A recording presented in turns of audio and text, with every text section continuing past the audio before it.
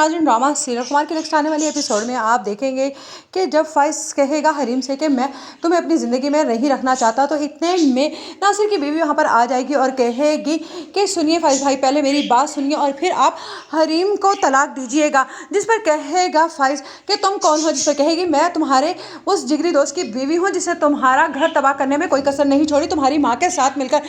तो उस पर कहेगा फैज़, ये तुम क्या कह रही हो? जिस पर कहेगी ये नासिर की बीवी कि तुम अपनी माँ से तो पूछो कि उसने क्या किया है तुम्हारे दोस्त के साथ मिलकर तुम्हारा घर बर्बाद करने में। जिस पर कहेगा फैज़ कि ये तुम कैसे कह सकती हो, क्या तुम्हारे पास कोई सबूत है? जिस पर नासिर की बीवी कहेगी ना, मेरे पास तो सबूत कोई नहीं, लेकिन तुम्हारी माँ तुम्हारे सामने खड़ी है, तुम इससे पूछ कर तो देखो, ये तुम्हें सच सच बता देगी। उस पर कहकशा बेगम एकदम से नजरें झुका लेंगे। उस पर फैज़ कहेगा क्या नासिर की बीवी बिल्कुल ठीक कह रही है, मुझे लगता है कि आपकी ये झुकी हुई नजरें आपकी झूठ को सच में बदलने लगी हैं। जिस पर कहेगा कि कहकशा बेगम के मैं तुम्हारी ज़िंदगी से हरीम को सिर्फ और सिर्फ इसलिए निकालना चाहती थी कि तुम मेरे बहुत ही लाइक बेटे हो और हरीम तुम्हारे लायक बिल्कुल भी नहीं।